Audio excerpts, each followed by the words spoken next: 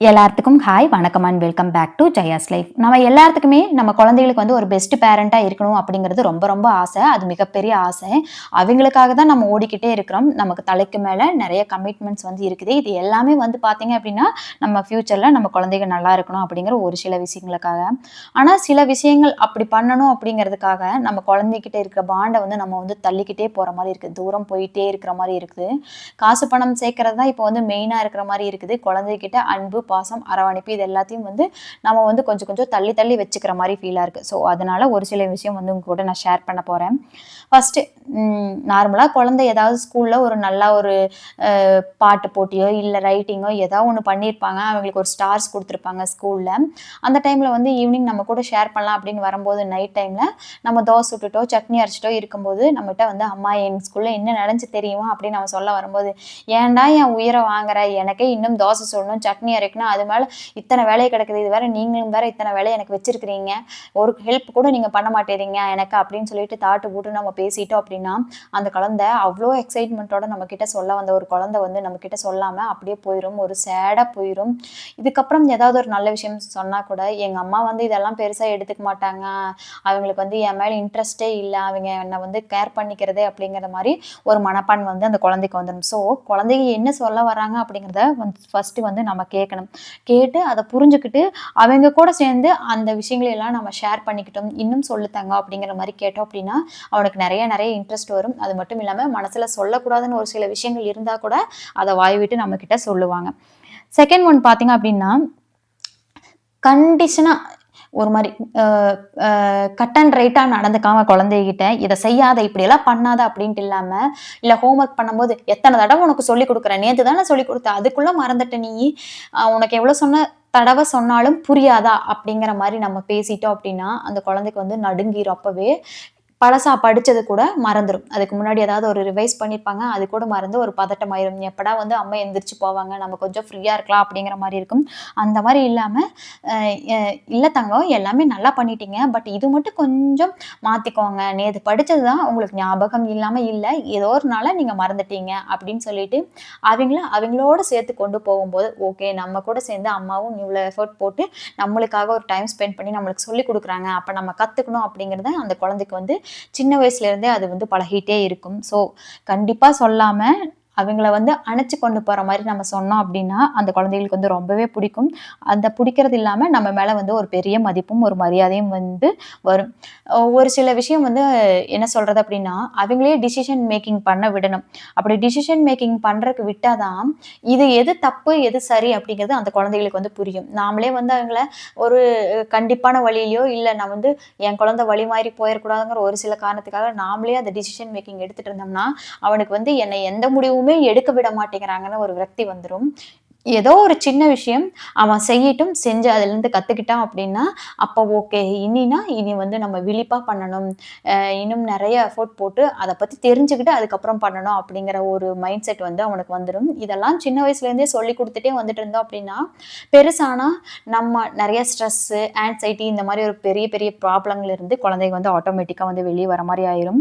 அதுக்கப்புறம் வந்து பார்த்தீங்க அப்படின்னா, குழந்தைகிட்ட ஸ்கூல் விட்டு வந்த உடனேயும், "தங்கம் உன்ன நான் ரொம்ப மிஸ் பண்ணேன்டா அரு தங்கம்" அப்படின்னு சொல்லி சொல்றது. அப்படி இல்லாட்டி நம்மளோட லவ்வ அவன்கிட்ட எப்படியெல்லாம் எக்ஸ்பிரஸ் பண்ண முடியுமோ, அந்த மாரியெல்லாம் எக்ஸ்பிரஸ் பண்ணிட்டே இருந்தோம் அப்படின்னா தான், அவனுக்கு வந்து அவன வந்து ரொம்ப ஸ்பெஷலா நினைப்பான். ஓகே அம்மா, அப்பாக்கு நம்ம ஸ்பெஷல். நாம தான் இந்த வீட்டோட கிங்கு. நாம தான் இந்த வீட்டோட குயின் அப்படின்னு சொல்லிட்டு வந்து அவங்க நினைப்பாங்க. அது மட்டும் இல்லாம அன்பாவும், அரவணைப்பாவும் கொண்டு போயிட்டே இருந்தோம் அப்படின்னா, குழந்தைகள் வந்து நம்மகிட்ட நல்லா கம்ஃபர்டபுளா இருப்பாங்க. நெறைய விஷயங்கள் வந்து நம்மகிட்ட ஷேர் பண்ணுவாங்க. அப்படி இல்லாம நம்ம ஒரு கண்டிஷனான ஒரு பேரண்ட்டா இருந்தோம் அப்படின்னா, குழந்தைங்க வந்து நம்மகிட்ட பயந்துட்டு, ஒரு கீழ விழுந்துட்டு ஒரு பெரிய காயம் ஆயிருந்தா கூட நம்மகிட்ட அத சொல்லவே மாட்டாங்க. எப்படியாவது வீட்டுக்கு போனா திட்டு விழுகும்.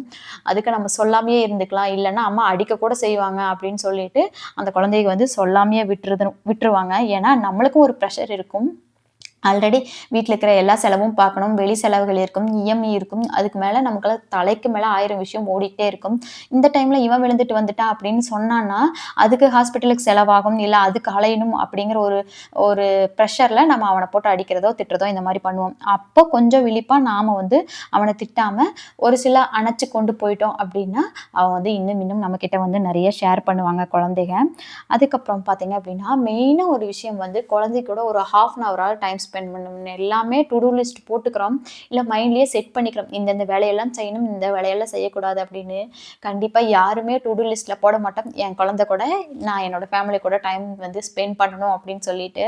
ஆனா அதில நான் பெருமையா சொல்லுவேன். நான் எப்பவுமே என்னோட டு டூ லிஸ்ட்ல என் குழந்தைக்காகவும், என் ஹஸ்பண்ட்காகவும், என் ஃபேமிலிக்காகவும் டைம் ஸ்பெண்ட் பண்ணணும் அப்படிங்கிறதுல நான் ரொம்ப கான்ஷியஸா இருப்பேன். ஏன்னா என்னோட வீடியோ ஃபர்ஸ்ட்லேருந்து லாஸ்ட் வரைக்கும் பார்த்தீங்கனாலே தெரியும். சாட்டர்டே, சண்டே அப்படின்னா நான் ஃபேமிலி டைம் மட்டும்தான் அப்படி சொல்லுவேன். ஸோ நம்ம வந்து நம்ம குழந்தைகிட்டயும், ஹஸ்பண்ட் கிட்டயும் நெறைய வந்து டைம் ஸ்பெண்ட் பண்ணணும் அப்படின்னா, அவங்களுக்கு அத விட அன்பு வேற எதுவுமே கிடையாது. அது மட்டும் இல்லாம அவங்கள பத்தி இன்னும் நெறைய தெரிஞ்சுக்கலாம். என்ன நிறை, குறை இருக்கு நம்ம வீட்ல அப்படிங்கிறத வந்து இன்னும் தெளிவா நம்மளுக்கு தெரிஞ்சுக்கிறக்கு வந்து ஒரு மிகப்பெரிய ஒரு பரிசா தான் அது வந்து நம்மளுக்கு இருக்கும் அப்படின்னு நான் சொல்லுவேன். அ யார் கூடயும் கம்பேர் பண்ணாத ஒரு லைஃப் இருந்தா எப்படி இருக்கும்? நம்மளுக்கே அப்படிதான் இருக்கும். நம்ம இன்லாஸே வந்து பக்கத்து வீட்டு மருமகள் கூட கம்பேர் பண்ணா நம்மளுக்கு எப்படி இருக்கும்? அந்த மாரி தானே. ஆனா நம்ம வந்து குழந்தைகள வந்து கம்பேர் பண்ணாம இருக்கிறோமா? கண்டிப்பா கிடையவே கிடையாது. நம்ம பக்கத்து வீட்ல அவன் சோட்டு பையனே இருப்பான். அவன் கூட வந்து நம்ம கம்பேர் பண்ணிக்கிட்டு, அத வந்து குழந்தை மேல அந்த ப்ரெஷர கொண்டு போய் போடுவோம். நம்மளுக்கும் ப்ரெஷர் இருக்கும். ஏன்னா ஃபீஸ் கட்டி அதே ஸ்கூல்ல தான் 2 பேர் படிக்கிறாங்க. ஒருத்தன் வந்து நல்லா பண்றான், இவன் வந்து பண்ணல அப்படின்னா, அதுக்காக வொரி பண்ணிக்காதீங்க. அவன நீங்க என்கரேஜ் பண்ணுங்க. அப்பதான் அவன்கிட்ட வேற ஏதாவது திறமை இருந்துச்சு அப்படின்னா, அத வந்து வெளிக்கொண்டு வருவான். நம்ம வந்து அவன வந்து கம்பேர் பண்ணி டாமினேட் பண்ணிட்டே இருந்தோம் அப்படின்னா, அவன் வந்து செய்யற விஷயம் கூட நல்லாவே செய்ய மாட்டான். ரொம்ப வந்து டவுனா போயிருவான். அதுக்கப்புறம் வந்து பார்த்தீங்க அப்படின்னா, ஒரு சில தவற வந்து நீங்க ஏத்துக்கணும். அவன் ஏதாவது ஒரு தப்பு பண்ணிட்டான். ஒரு கிளாஸ் இருக்குது, கிளாஸ் டம்ளர். அத உடைச்சிட்டா அப்படின்னா, இட்ஸ் ஓகே தங்கம். இதெல்லாம் நடக்கிறது தான். இதுக்காக வொரி பண்ணிக்காத. அம்மாவும் இந்த மாரியெல்லாம் தப்பு பண்ணியிருக்கேன். அப்பாவும் இந்த மாரியெல்லாம் தப்பு பண்ணியிருக்காங்க. எந்த பிரச்சனையும் இல்ல. என்ன அப்படின்னா, கொஞ்சம் கவனமா இருந்தீங்க அப்படின்னா, இது வந்து கால்ல ஏறாது தங்கம். கால்ல ஏறிருச்சு அப்படின்னா, அது வந்து இன்ஜூரி ஆயிரும் இல்ல. அதனால கொஞ்சம் கவனமா இருங்க அப்படிங்கிற மாரி அந்த மாரி சொல்லணும்.